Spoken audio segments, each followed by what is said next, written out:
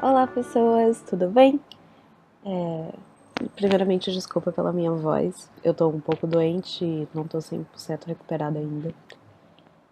Eu vim aqui a pedido do Carlos para contar um pouquinho da minha história e como as práticas de Kanban me ajudaram a superar grandes problemas da minha vida.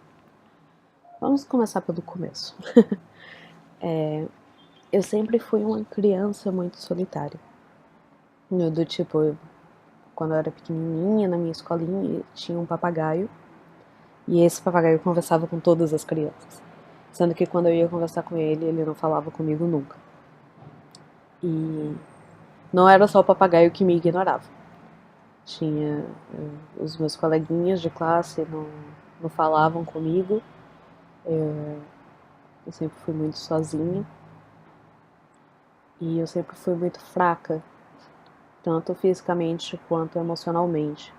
Eu não conseguia me impor aos meus coleguinhas. E aí eu sofria bullying na escola porque eu era muito pequenininha, muito branquinha, e aí eles me chamavam de fantasma, aquilo me machucava. E quando as professoras perguntavam se estava tudo bem, eu falava, tá tudo bem sim. Eu não queria causar confusão. E eu estudava com alguns primos meus também na mesma escola, e eles também ficavam tirando muito sarro da minha cara. Não ajudava nem um pouco na situação. Enfim.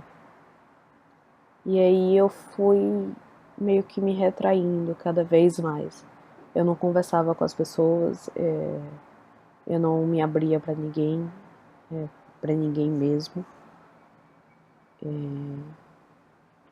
Eu nunca tive muito contato, assim, pra falar essas coisas. Não tinha essa abertura com meus pais. Então eu tava literalmente sozinha naquela época. E eu fui me retraindo cada vez mais, eu me mudei de casa, me mudei de escola. Nada mudou. Eu continuei me retraindo cada vez mais e mais e mais e mais. Com 12 anos a solidão já era insuportável e eu comecei a escrever alguns poeminhas com temáticas meio escuras de ai, o que são amigos, eu não tenho amigos e enfim. Eram poemas bem sombrios. E eu chorava o tempo inteiro. Eu sentia uma dor insuportável pelo meu corpo inteiro, era uma dor física mesmo, que eu queria gritar, botar aquela dor toda pra fora, mas não saía. E isso tudo começou com 12 anos. E uns 2, 3 anos depois, eu não me lembro bem, a minha mãe, fuçando as minhas coisas, ela descobriu esses poemas. E ela me levou no psicólogo e ele me diagnosticou com depressão. E nessa época que ele me diagnosticou com depressão, foi a época que estava no pior momento da minha vida.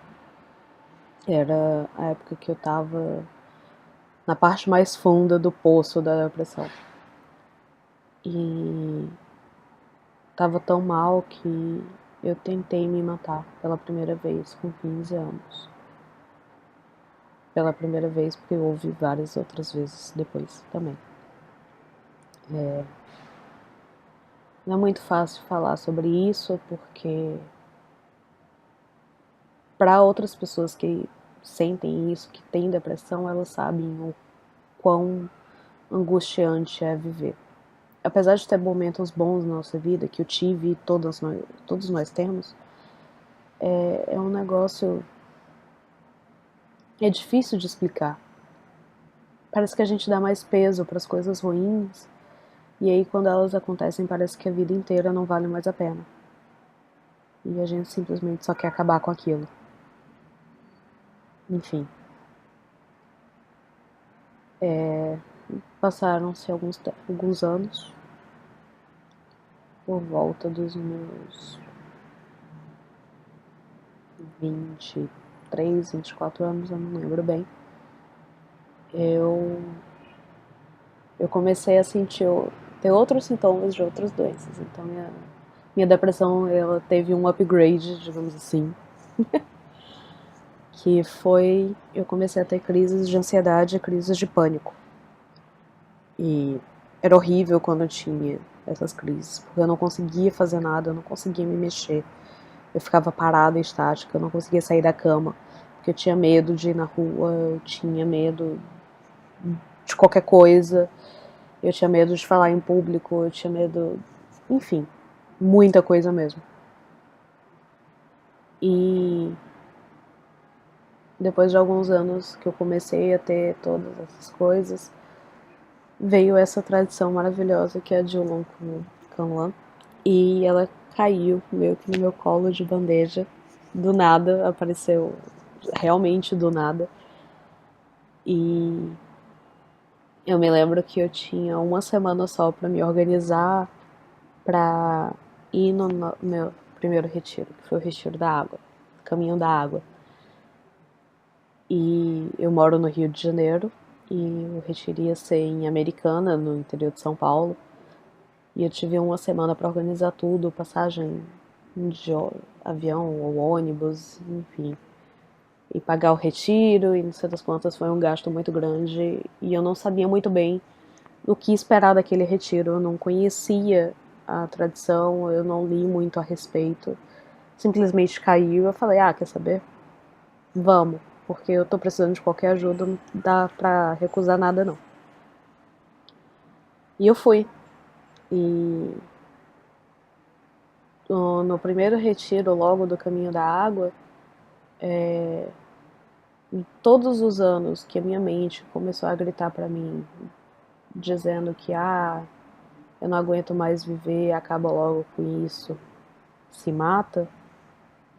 Nesse primeiro retiro, meu corpo começou a gritar de volta. Eu comecei a perceber os gritos dele de volta, dizendo: olha só, eu também não tô feliz em ficar com essa mente depressiva. Em mim, não tá legal. E a forma como ele estava gritando isso era uma dor excruciante, era muito forte. Era uma dor que parecia que estavam pegando uma faca e cortando a carne. E era insuportável, eu comecei a chorar, mas eu continuei praticando porque se eu morresse ali, não ia fazer muita diferença pra mim, porque eu já queria me matar há muito tempo mesmo. Então, que seja, vamos fazer isso. E aí eu me entreguei de corpo e alma. Se fosse pra me ajudar, ia me ajudar. Se fosse pra me matar, eu ia morrer e ia estar tudo bem mesmo. E nessa entrega, eu comecei a notar muitas mudanças. Primeiramente foram mudanças físicas, de eu ficar mais forte, eu me senti mais forte fisicamente. Eu resolvi alguns problemas que eu tinha de joelho e nos meus pés. E aí, quando chegou o segundo retiro, que foi o retiro do caminho espontâneo, eu comecei a encarar as minhas emoções, a ter mudanças emocionais de verdade. O negócio é que você encara as suas emoções, quase todas, de uma forma assim, muito abrupta. Então eu achei que eu não ia ser capaz de fazer aquilo, porque foram muitos traumas emocionais, muito peso em cima de mim, que existia há mais de 15 anos, e eu não tinha certeza se eu ia conseguir sobreviver àquilo.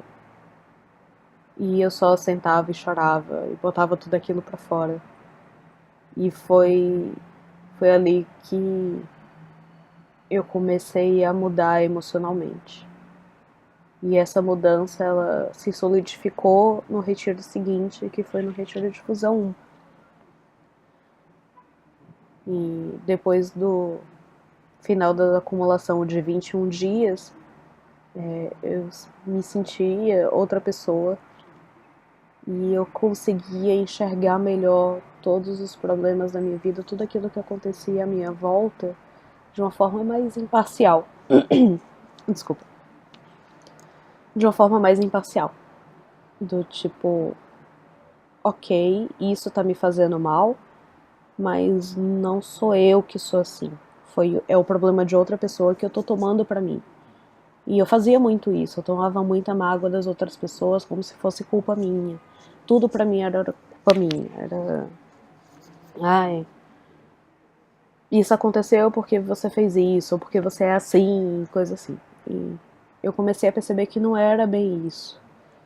Que as pessoas tinham os problemas delas também.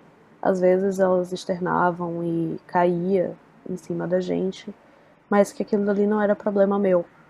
Eu comecei a enxergar as coisas dessa forma e eu comecei a não me permitir a me sentir tão mal assim quando essas coisas aconteciam, mesmo que elas afetassem a minha vida de alguma forma. Eu, eu ficava com raiva, lógico, ficava chateada, mas eu não deixava aquilo me afetar emocionalmente por muito tempo. E aí, à medida que eu fui praticando, as minhas crises de depressão, de ansiedade, de pânico, elas foram diminuindo, diminuindo, diminuindo, cada vez mais. Até que chegou em um ponto em que as minhas crises duram de 5 a 10 minutos no máximo, e depois eu volto ao normal, fica tudo bem. Eu meio que esqueço que aquilo aconteceu. Eu me permito sentir o que eu quero sentir naquele momento. Eu boto a raiva, a frustração, a tristeza pra fora, mas depois eu me recomponho e tá tudo bem.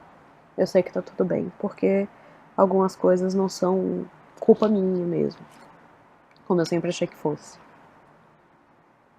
E o bonito dessa tradição é que, apesar de todo mundo ter seus problemas, todo mundo tem os seus processos, existe uma rede de suporte forte. E todas as pessoas que estão ali passando pelos mesmos processos que você, processos parecidos, elas estão ali para te ajudar também. Te ajudar a superar todas aquelas frustrações, todas as coisas reprimidas, enfim. É realmente um suporte.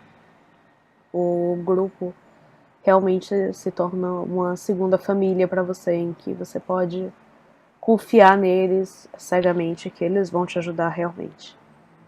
E foi assim comigo. Eles me ajudaram horrores. E eles me ajudaram a encontrar dentro de mim mesmo a luz que eu sempre tive, que todos nós temos. E eu tenho um amor e uma gratidão tão grande a tudo isso, porque eles me tiraram do fundo de um poço que eu achei que eu nunca mais ia sair, que a única forma que eu iria fazer para sair era me matando. E eles me mostraram que esse não é o único caminho. E aí eu consegui enxergar essa luz. Eu comecei a me conhecer melhor, a me amar mais, que eu nunca tive amor próprio. E eu comecei a ter amor próprio a partir do momento que eu comecei a praticar. E,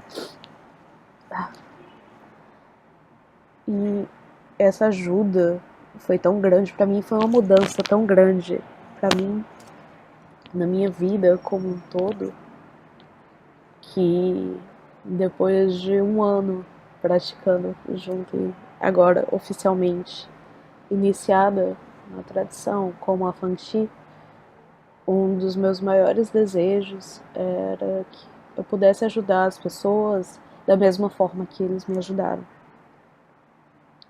Ajudar todo mundo que teve esse passado sombrio ou que ainda está vivendo isso, a encontrarem a luz dentro deles também.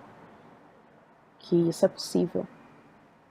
E eu espero que com esse vídeo eu consiga atingir algumas dessas pessoas, fazer elas verem que é possível sair disso, que é possível viver uma vida bem feliz, que o nosso estado natural é ser feliz e que a gente não tem que aceitar qualquer merda imposta sobre a gente só pra eu tô fazendo isso por tal pessoa, porque ela vai ficar feliz se eu fizer isso e ela vai gostar de mim. Não é assim que funciona, você não pode depender das outras pessoas para ser feliz, você tem que ser feliz porque você é feliz. E esse é o nosso estado natural. E foi isso que essa tradição me ajudou a enxergar. E eu espero que eu ajude outras pessoas com isso também. Muito obrigada a quem assistiu tudo até aqui. E muita luz e muito amor para todos vocês. Obrigada.